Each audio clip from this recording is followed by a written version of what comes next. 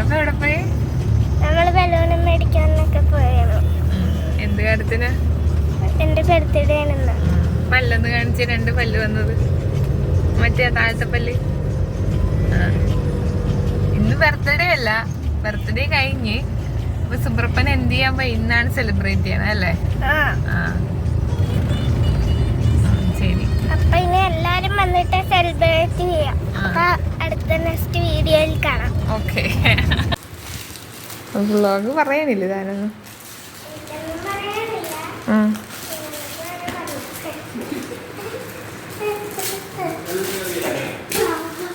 അത് പറിക്കരുത് പറഞ്ഞു പോവും. ഇവിടുത്തെ